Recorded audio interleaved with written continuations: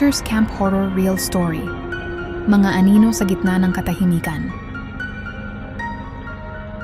Bago tayo magsimula, kung mahilig ka sa mga kwentong kababalaghan, misteryo, at totoong karanasan, huwag mong kalimutang mag-like, share, at isubscribe ang channel na ito. At pindutin ang notification bell para hindi ka mahuli sa bawat kwentong ating ibabahagi. Patayin ang ilaw, isuot ang inyong earphones, at ihanda ang sarili dahil ang kwentong ito ay maaaring mangyari sa kahit sino. Welcome sa Sindak sa Dilim PH. Tahimik ang gabi sa Teacher's Camp. Hindi tulad ng ibang bahagi ng Baguio City na may ingay ng turista, dito ay kakaiba ang himig ng katahimikan.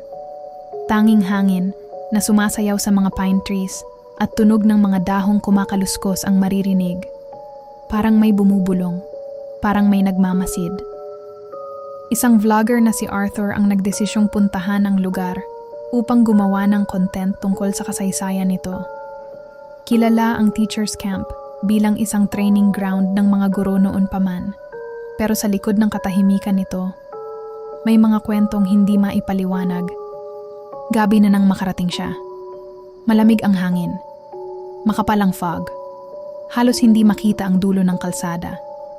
Habang nagsiset up siya ng camera, napansin niyang parang may mga yabag sa likod niya. Huminto siya. "May tao ba?" tanong niya. Walang sumagot. Ngunit malinaw niyang narinig. Hakbang. Hakbang. Hakbang. Paglingon niya, wala.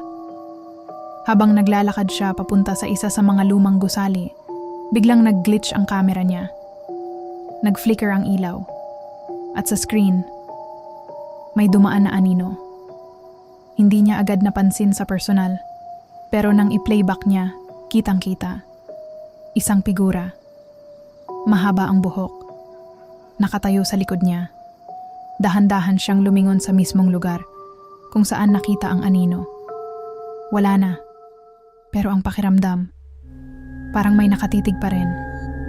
Habang papalalim ang gabi, mas lalong lumakas ang hangin. At doon niya narinig ang hindi niya inaasahan. Mga boses, mahina, parang usapan ng mga tao. Parang may klase na nagaganap. "Sir, pwede po bang magtanong? Makinig kayo?" Nagulat siya dahil walang tao sa paligid. Walang ilaw sa mga gusali. Sarado ang lahat. Pero ang boses, malinaw. Hindi napigilan ni Arthur ang sarili. Sinundan niya ang tunog papunta sa isang lumang silid. Bahagyang bukas ang pinto at sa loob may ilaw, mahinang dilaw na ilaw. Parang ilaw ng lumang panahon. Dahan-dahan niyang binuksan ang pinto at doon niya nakita mga upuan, nakahanay. Parang may klase, pero walang tao. Pagpasok niya, biglang nagsara ang pinto sa likod niya. Bang! Napatalon siya sa takot. Sinubukan niyang buksan. Ayaw. At doon, unti-unting nagbago ang paligid. Narinig niya ulit ang mga boses. Mas malakas na, mas malinaw. At sa harapan niya, isa-isang lumitaw ang mga anino, mga estudyante, nakatitig sa kanya.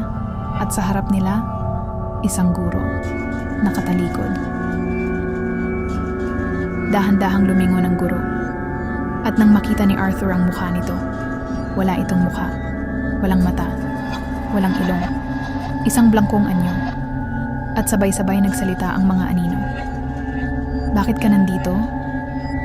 Biglang nagpatay-sindi ang ilaw. Sumigaw si Arthur at biglang bumukas ang pinto. Tumakbo siya palabas. Hindi na siya lumingon. Kinabukasan, kinausap niya ang isang matandang caretaker ng lugar. Ikinuwento niya ang lahat. Tahimik lang itong nakinig. At pagkatapos, sinabi nito, "Hindi ka nag-iisa. Maraming nakaranas niyan." Ayon sa kanya, noong panahon ng digmaan, may mga nangyaring trahedya sa lugar. May mga guro at estudyante na hindi na nakalabas. At hanggang ngayon, parang patuloy pa rin ang kanilang klase. Bago umalis si Arthur, Sinilip niya ang footage ng camera niya. At doon, may nakita siya. Sa likod niya, habang tumatakbo siya palabas, may mga aninong sumusunod. At sa huling frame, malapit na malapit sa camera, ang guro, walang mukha. Maraming salamat sa panunood hanggang dulo. Kung naramdaman mo ang takot sa kwentong ito, huwag kalimutang mag-like, share, at subscribe para sa mas marami pang kwentong kababalaghan. Tandaan, hindi lahat ng lugar na tahimik ay ligtas. Minsan, ang katahimikan ay puno ng mga kwentong hindi pa tapos. Mabuhay po tayong lahat at magkita-kita tayo muli. Dito lang sa Sindak sa Dilim PH.